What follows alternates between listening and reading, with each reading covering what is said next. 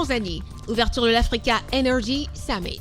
C-Web Info, 100% de l'information continue, 24h sur 24 sur 7, en cliquant sur cwebinfo.net.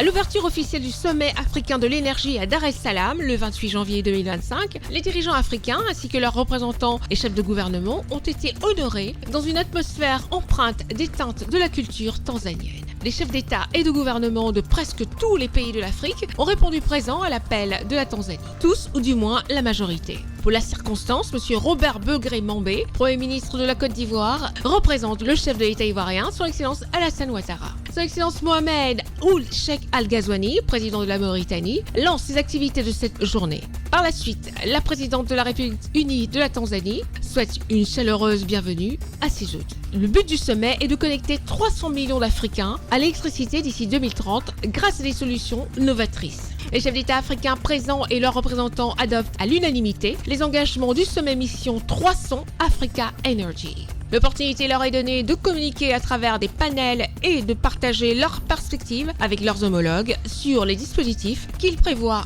d'implémenter pour augmenter la capacité en électricité dans leurs pays respectifs. Pour le Premier ministre, M. Robert Begré-Mambé, représentant le chef de l'État ivoirien, Son Excellence Alassane Ouattara, pour la circonstance, a évoqué les mesures mises en œuvre pour faciliter l'accès à l'électricité en Côte d'Ivoire. Le président de la République, Alassane Ouattara, s'est appuyé sur deux piliers en matière d'électricité. Le premier pilier, c'est la couverture du territoire national. Nous sommes à 94% du taux de couverture. Le deuxième pilier, c'est le taux d'accès, ce qu'on peut appeler le taux de connexion. Et pour réussir cela, on s'est appuyé sur un mécanisme, la politique de raccordement électrique à moindre coût. Avec 1,5 $, les populations ont la possibilité de se connecter. Et ce programme, nous l'avons réalisé avec le soutien de la Banque africaine de développement et des institutions comme la Banque mondiale que je voudrais remercier. Nous avons réussi à réaliser près de 3018 MW d'électricité.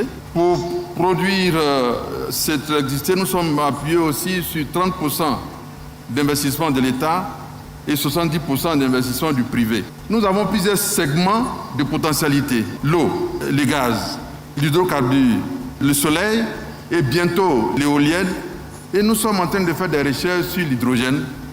Les richesses agricoles de la Côte d'Ivoire constituent une richesse en électricité parce qu'avec la biomasse, nous pouvons réaliser de grandes choses. Les propositions que nous voulons faire à nos amis de la BAD et de la Banque mondiale sont les suivantes.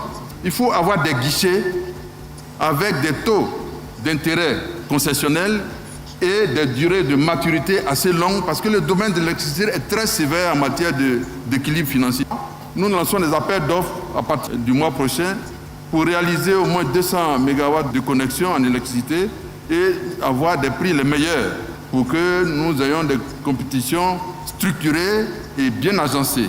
La Côte d'Ivoire constitue pour les opérateurs privés une terre d'opportunités en matière d'électricité. Dans le cadre du soutien aux initiatives novatrices, les jeunes de Tanzanie sont récompensés pour la qualité de leurs inventions visant à préserver l'environnement. Le sommet des chefs d'État africains et de gouvernement sur l'énergie Dar es Salaam 2025 se referme sur une note d'optimisme. Fini les engagements, il est temps de mettre en œuvre l'application ou d'intensifier les actions entreprises pour atteindre les objectifs du programme Mission 300 Énergie. Retrouvez toute l'actualité afro-mondiale en ligne et en multidiffusion sur C-Web Info et plateformes digitales Facebook, YouTube, Instagram et en simultané sur Radio Voltage 2.